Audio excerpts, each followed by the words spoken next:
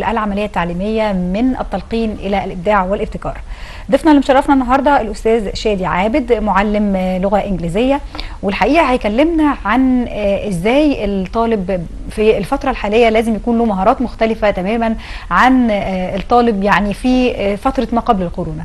خلينا نقول إنه جائحة كورونا جت للعالم كله وكان فيها طبعا أكيد الكثير من السلبيات في طبعا المجالات الصحية، المجالات الطبية، يعني فعلا بنتمنى ان ربنا يمن بالشفاء على العالم كله. لكن خلينا نقول انه في الجانب التعليمي كان لينا وقفات كتيرة جدا، والحقيقة في مصر يمكن كان مسار تحول كبير جدا جدا للعملية التعليمية، وفي يعني متطلبات ومهارات كتيرة جدا جدا جدا ظهرت، واتكلمنا عن المنصات واتكلمنا عن التعليم الإلكتروني ومفاهيم كتيرة جدا جدا مرتبطة بالعملية التعليمية. حالا مع أستاذ شادي هنتكلم مع حضراتكم ونشوف العملية التعليمية في مصر في الفترة الحالية وإزاي ممكن تتحول من التلقين الى الابداع. برحب بحضرتك معانا استاذ شادي، وسعداء جدا بوجود حضرتك معانا ومشرفنا جدا في مصر التعليميه.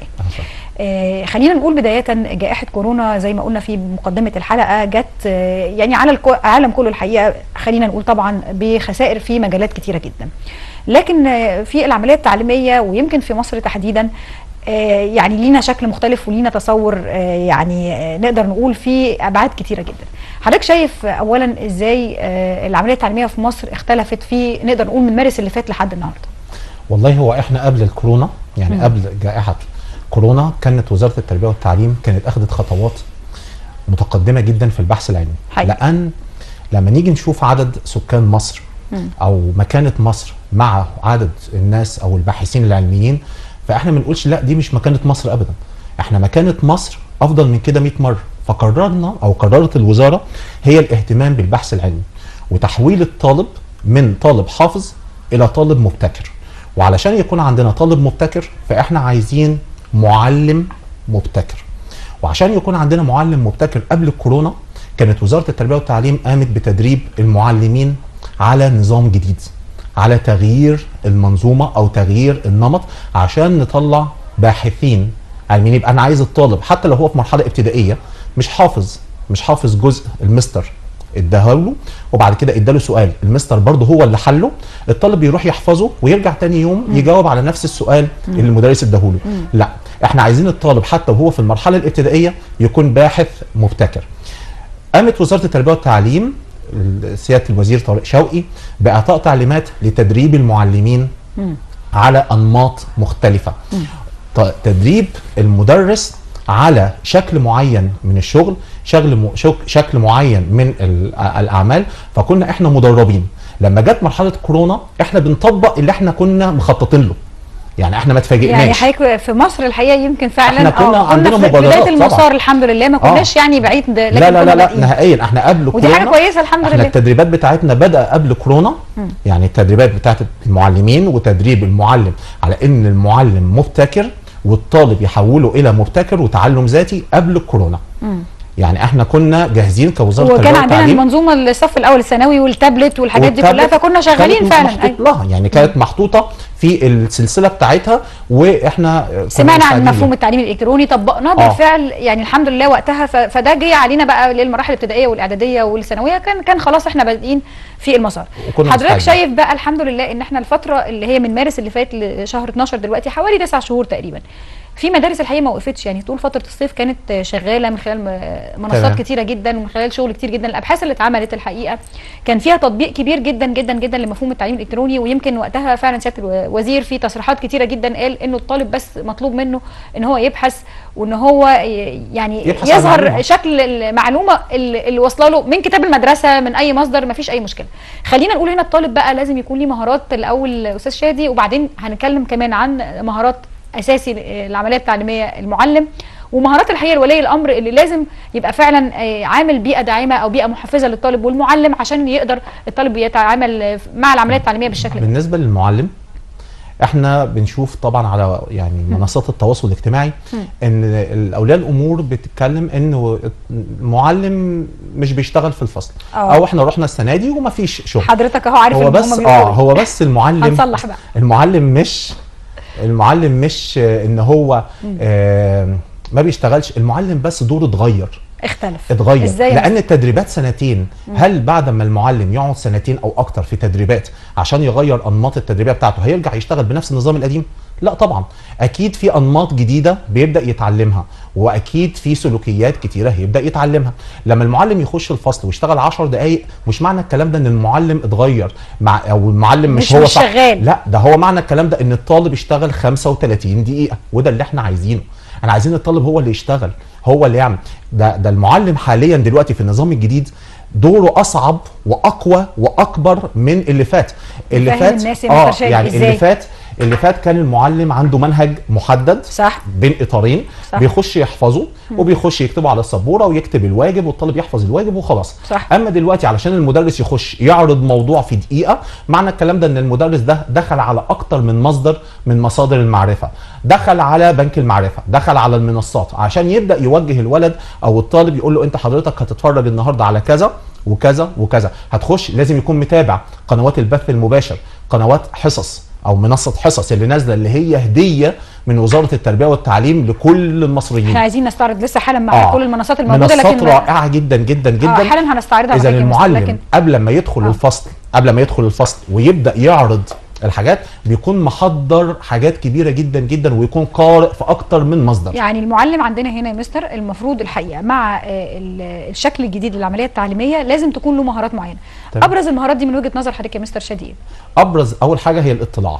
لازم يكون مطلع. صحيح. لازم يكون عنده ابداع، لازم يكون المهارات في كل المواد، لازم في كل المواد، ولازم يكون طبعا. انا المعلم يعني الاستاذ عادل عثمان وكيل وزاره التربيه والتعليم، احنا حظنا جميل جدا محافظه دمياط بوجود وكيل وزاره التربيه والتعليم الاستاذ عادل عثمان بالتنسيق. والحظ الاكبر كمان ان سياده المحافظ عندنا الدكتوره منال عوض هي كمان دكتوره وباحثه.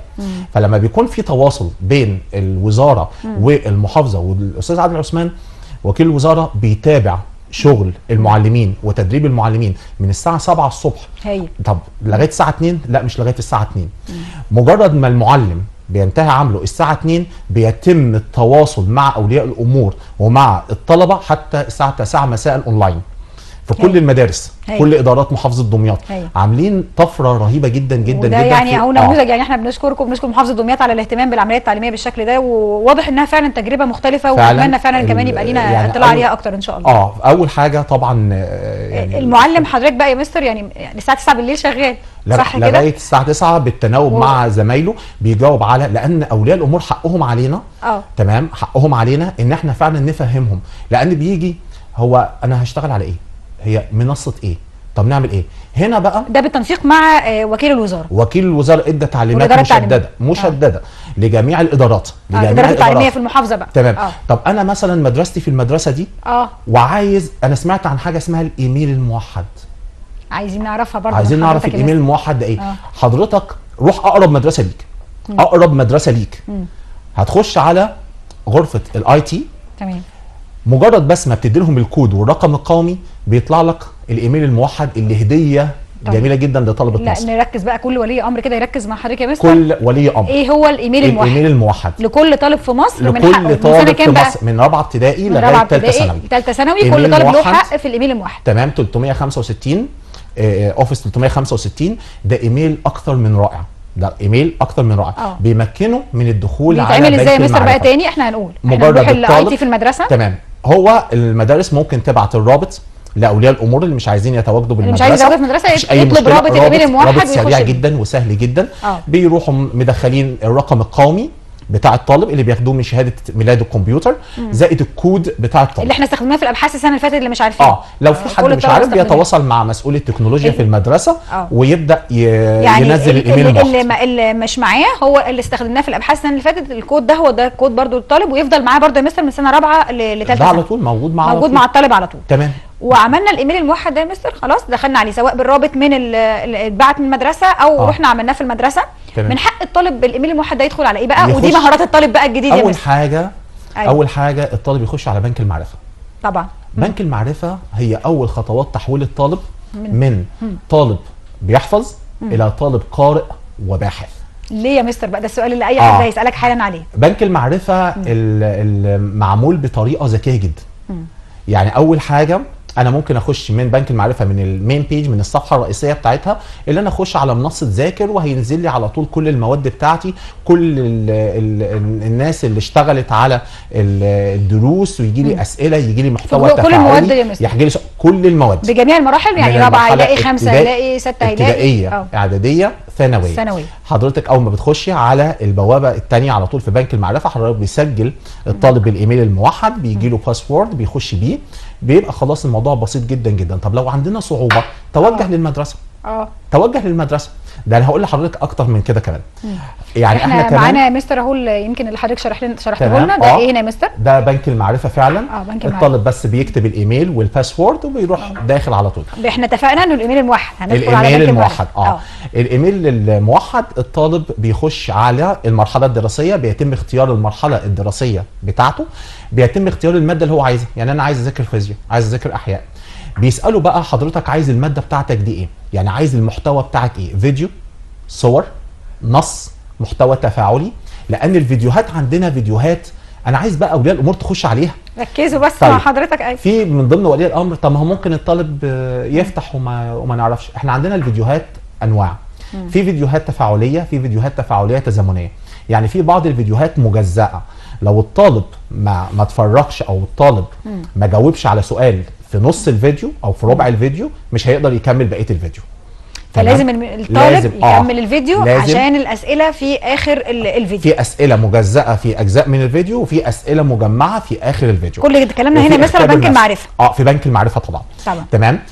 في حاجه تانية جميله جدا جدا بنك المعرفه بيوفرها لي، هي امتحانات واختبارات سابقه، سنوات سابقه. متاحة. طبعا يا مستر، طريقه خلينا برضو نقول ان طريقه التقييم بقت مختلفه تماما. الطالب اللي كان معتمد على انه هيسمع بقى الاسئله خلاص. لا الطالب عايز منك مهارات. انا عايز اقول لجميع الطلبه، ايوه، حضرتك ما تحفظش لانك اوريدي داخل بالكتاب. اذا انا كوزاره انا مانيش عايز اللي موجود في الكتاب. اللي موجود في الكتاب ده موجود ومعروف. انا عايز بعد ما حضرتك تقرا اللي في الكتاب وتنوع مصادر المعرفة بتاعتك، وتخش على بنك المعرفة وتخش على الناشرون وتشوف الناشرين اللي كاتبين مقالات على الكلام ده، هتبدأ بقى حضرتك تطلع رأي شخص ليك. ويبقى عندي بدل ما انا عندي طالب بس حافظ معلومة موجودة بالفعل، انا ممكن يجي لي طالب يديني حل المشاكل موجودة عندي بالفعل في المجتمع. يعني احنا كده خليني اقول لحضرتك بس، او احنا بنرد او بصوت اولياء الامور هيقول لحضرتك يعني احنا ما تعودناش على الطريقه دي في التعليم، وانه يعني يمكن الطريقه الاسهل ان انا احفظ الحاجه واحطها على ورقه الامتحان. الحقيقه خلينا نقول ان المعايير دي ما خرجتش الطلبه اللي على المستوى المطلوب لسوق العمل، على مستوى فرص العمل الجيده. لكن الطالب بقى اللي هيشتغل بالطريقه اللي حضرتك بتتكلم عليها، اللي هناخد وقت احنا عارفين علشان يشتغل بالطريقه دي، بالتاكيد هيبقى طالب مختلف ومهاراته مختلفه، وسوق العمل هيطلبه بشكل مختلف. برضه حضرتك تفهمنا الحته دي يا مستر. انا عايز برضه اشيد بالاستاذ عادل عثمان وكيل الوزاره في النقطه دي، لان هو في اجتماعاته مع الساده الموجهين ومديرين الادارات اكد على ان احنا نفهم ولي الامر. ايوه، يعني اهو ولي الامر مع حضرتك. طبعا قال لنا باللفظ كده، دول طلبه مصر ودول معلمين مصر ودول اولياء امور مصر. مشروع التعليم هو مشروع قومي لمصر، لا رجعه ان احنا هنطور، لا رجع ان احنا نقدم افضل نماذج، ان احنا نقدم باحثين وعلماء. احنا عايزين باحثين وعلماء. ممكن طالب في ثانيه ثانوي يديني فكره تطلع مصر 10 خطوات قدام مع حضرتك جدا. اذا معنى الكلام ده ان احنا كمدارس مفتوحه، كولي امر من حقك انك تروح، مش فاهم من حقك روح المدرسه مفتوحه. مكتب وكيل الوزاره مفتوح من الساعه 7 الصبح، موجود 6:30 بالظبط، وكيل الوزاره موجود في المكان بتاعه 6:30 بالظبط. ودي منظومه قوميه، مش بس محافظه دمياط يا مستر. يعني انا عايزه اقول انه اي اداره تعليميه او اي وكيل وزاره مفترض عنده تعليمات من الوزاره بانه يتواجد وانه يسهل الامور لاولياء الامور وللمعلمين. اكتر من كده، ودي حاجه انا بشكر فيها الاستاذ محمد شعراوي مدير اداره التعليم الخاص في اداره دمياط، في مديريه التربيه والتعليم بدمياط. احنا عندنا المدارس الخاصه، المدارس الخاصه بيتم تدريب المعلمين، لان برضو دول معلمين مصر والطلبه بتوعهم طلبه ودي تجربه مصر. يمكن مختلفه يا مستر، لانه دايما التدريب بيبقى المدارس الحكوميه بس، هنا عندكم تدريب الخاص والحكومي عملتوا شراكه مع بعض. واصحاب المدارس الخاصه فاتحين مدارسهم لوجود. طب احنا عندنا عدد كبير وكورونا وعايزين يكون في تباعد، اوكي طب ممكن نستفيد بمدرسه، ايه المشكله؟ تمام. فبقاش في بقى ان احنا حكومه وان احنا خاص. احنا بنغير طريقه التعليم، لازم نغير كمان معايير التعامل حكومي وخاص، والكلام ده ما عادش يبقى موجود. التعليم مشروع قومي، مشروع صحيح. قومي. مصر مصر تستحق مننا كتير جدا، تستحق والله. من اولياء الامور ان احنا نصبر على التجربه ونفهمها. انا سالت او مجموعه من اولياء الامور لما بنعمل حوار مجتمعي ونسال فيقولوا احنا مش عارفين، احنا مش سائلين الكلام ده، فبسال اسئله بسيطه جدا. طب حضرتك في منصه اسمها منصه حصص مصر، احنا هناخد المنصات بقى معاك يا مستر. نبدا حضرتك بمنصه شفتها؟ حصص مصر. اول منصه حصص مصر. لا لا هو حصص مصر لسه طالعه من فتره. لا يعني قليلة، هسال حضرتك كم منصه عندنا كده احنا نعرف. منصات كتير جدا لكن الاشهر يعني فيقول لي انا ما دخلتش حصص مصر يا مستر. ايه حصص مصر بقى؟ منصه حصص مصر عباره عن بتبدا من ثالثه اعدادي لغايه ثالثه ثانوي. دي من ثالثه اعدادي؟ من ثالثه اعدادي. من ثالثه ثانوي. الطلبه برضه اللي هيمتحنوا ثالثه اعدادي ومتخوفين ومش عارفين. ده دلوقتي بدات مراجعات من يوم السبت اللي فات. طيب ركزوا بقى كده. يعني عندكم منصه اسمها حصص مصر. حصص مصر. طب هي دي للطلبه. ده ايه بقى؟ ده عباره عن تطبيق حضرتك بتنزله على الموبايل بتاعك، بتسجل بالايميل بتاعك الموحد، بيتم طلبه يعني يجي لك كده ايقونات يسالك هو انت مرحله ايه؟ انت اعدادي ولا ثانوي؟ لو انت اعدادي ثالثه اعدادي، ولو ثانوي اولى او ثانيه او ثالثه، ويبدا بقى يقول لك احنا عندنا حاليا متاح ماده اللغه العربيه، ماده الرياضيات، اللغه الانجليزيه. ابدا حضرتك اختار وابدا اتفرج، من حقك انك تعمل تعليق. تمام. جميل جدا وسهل جدا وبسيط جدا ومش محتاج فيه اي حاجه. ده بالايميل الموحد يا مستر؟ بالايميل الموحد 365 اوفيس 365. الايميل الموحد. اذا ولي الامر النهارده كل ولي امر يسال ابنه انت عامل ايميل موحد ولا مش عامله؟ لو مش عامل ينزل بكره الصبح، ينزل الصبح بكره الجمعه. يعني هينزل من اول يوم السبت ان شاء الله، يتوجه للمدرسه. تمام. يتاكد ان هو عامل الايميل الموحد، لانه ده اللي هيكون يفعل الايميل على الاوفيس. ده الوسيله لدخول كل الايميلات، كل التطبيقات اللي احنا بنتكلم عنها للتعليم. عندنا تطبيقات ايه تاني او منصات ايه مهمه مثل احنا عندنا اهم منصه وموجوده من بدري خالص، منصه البث المباشر. البث المباشر ودي بقى مش محتاجه ايميل ولا محتاجه اي حاجه. ده انا ممكن اشوفها على الشاشه السمارت بتاعت البيت. اي محرك بحث، اي موبايل، مرحله ابتدائيه، اعداديه، ثانويه، على منصه البث المباشر حضرتك بتكتب منصه البث المباشر. نكتب 3 كلمات كده يا مستر. منصه البث المباشر. اخش عليها برضو؟ بتخش عليها على طول. سنه كام؟ كله؟ كل مراحل ابتدائي او اعدادي او ثانوي. تمام. الطالب بيخش على منصه البث المباشر زي ما هي موجوده، منصه جميله جدا ورائعه. هيقول له المرحله ايه؟ قول له انا مرحله ابتدائيه، مرحله اعداديه، مرحله ثانويه. طب اختار المواد بتاعها. هيروح بقى هنا نزل له جدول. هنا بقى ليه بقى الحته دي جميله جدا، حته الجدول دي. مع حضرتك يا مستر. اتفضل. لان بعد ما الطلبه بدات تقعد نتيجه الكورونا، المدرسه كانت هي اللي بتقود. المدرسه هي اللي كانت بتعمل جدول. فالطالب بيروح بيعرف ان انا عندي الحصه الاولى عربي، الحصه الثانيه انجلش، والحصه الثالثه فرنش. تمام. اوكي. طب دلوقتي الطالب ما بيروحش، انا كولي امر لازم اتابع الجدول بقى. يعني لازم يكون عندي جدول، لا اما انا اعمل له جدول، لا اما استخدم الجدول اللي موجود على البث المباشر. عامل له جدول من الساعه فتره صباحيه وفتره مسائيه. الفتره الصباحيه بتبدا من الصبح بدري، من الساعه 9 الصبح، من 9 ل 10 عندك تاريخ اولى ثانوي. الطالب يضغط عليه، بيكون منزل تطبيق التيمز على طول، مايكروسوفت تيمز، بيروح داخل مباشره. هنا بقى في ايكون، في هنا عندنا مدرس ومدرس مساعد. لو حضرتك عندك اي استفسار والمدرس شغال، حضرتك بتكتب الاستفسار بيترد عليك دايركت مباشره. ممتاز يا مستر والله. ده حاجه ثانيه. طب انا عندي مثلا انا صحيت متاخر، كل ده جهد الوزاره يا مستر كمان. احنا بنأكد ان كل ده جهد الوزاره. عشان كده الوزاره بتقوم بدور رهيب. والله يعني الوزاره بتقوم بدور رهيب. بس هو يمكن الحقيقه يا مستر، بس كمان هنا في يعني نقطه انه يمكن مش واصله الجهود لاولياء الامور. احنا مع حضراتكم اهو في القناه التعليميه، انتوا ابحثوا من خلال محركات البحث المختلفه. لازم ندور ايه المنصات الموجوده، وفعلا اكيد بجد لما نلاقي مثلا 10 منصات الوزاره عاملاها، اكيد في استفاده كبيره جدا هتحصل، واكيد في ماده علميه كبيره جدا هتقدر تستفيد. ما اتكلمناش على التلفزيوني لسه. التلفزيوني احنا معاك اهو، يعني القنوات التعليميه. يعني احنا بنتكلم على الالكتروني، ما جبناش لسه سيره التلفزيون. التلفزيون ده موضوع تاني. والله يا مستر موضوع تاني ممتع كبير جدا يعني. موضوع تاني وموضوع ممتع. اذا احنا دلوقتي عايزين ولي الامر يقوم بدوره حقيقي، والطالب يقوم بدوره، والطالب يقوم بدوره، واولياء الامور يسيبوا الطلاب يقوموا بدورهم يا مستر. تمام. يعني يا ريت بجد المساحه اللي احنا نخلي فيها الطالب يتعلم بنفسه دي مهمه. لما الخم ابني بدروس، الدروس دي هي حفظ فقط، هي حفظ فقط، ومش الدروس الخصوصيه يا مستر بقى. مش هو ده اللي احنا عايزينه، ومش هو ده شكل التعليم اللي احنا عايزينه، ومش هو ده شكل الطالب اللي احنا عايزينه. احنا مش عايزين طالب يحفظ معلومه وتحتها على طول سطر في سؤال مدرس حله له كمان. يبقى هو دلوقتي فين؟ والله يا مستر يعني المعلومه اللي اكيد الطالب بيبحث عليها بايده، اللي بيدور عليها، اللي بيحاول القرن ال 21 بالظبط كده. لو حاولنا يعني فكره التعلم الذاتي دي يا مستر لو وصلنا لها اكيد شكل التعليم في مصر هيختلف تماما. عايزين الطالب يكون عنده مهارات القرن ال 21، اهمها صحيح. الابداع، اهمها الابتكار، اهمها التعاون بين هيتعاون بقى وهو تمام. ياخد درس خصوصي بس هو مش بيدور على معلومته مش هينفع. لو هو بياخد دروس كتيره جدا ما عندوش وقت ان هو يخش على المنصات اللي الوزاره عاملاها، هو بس بينتقد لان هو مش عارف. هو احنا حضرتك شايف واكيد والله يا مستر يعني انا شايفه ان حضرتك مقتنع جدا ومؤمن جدا بالشغل اللي بتعمله، وربنا يوفقكم لما نشوف ان معلمين مصر حابين التطوير وحابين ان هم يشوفوا الطلاب بشكل مختلف. مفيش رساله اسمى من كده ان المعلم يبقى كده. يعني بمناسبه التطوير بعد جائحه كورونا على طول، يعني في شهر 3 السنه اللي فاتت اول ما الجائحه حصلت قامت محافظه دمياط بعمل منصه دمياط التعليميه. كان المشرف عليها كان عملتوا برضه تجربه لوحدكم اسمها عملنا تجربه بدأناها منصه، كان القائم عليها الاستاذ امين الخياط والاستاذه علا العالمي، موجهين ومشرفين ومنسقين تعليميين عندكم بمجهود ذاتي كده منكم. مجهود ذاتي. منصه دمياط التعليميه قامت بشرح بتعريف ايه هو التيمز، ايه هو التطبيقات الالكترونيه، رفع مستوى ومهارات المعلم. تمام. اللي بعدها بقى وحده الدمج التكنولوجي ومحافظه دمياط، دعم مباشر من وكيل الوزاره الاستاذه ميرفت رمزي، بتدرب معلمين ليست في دمياط فقط.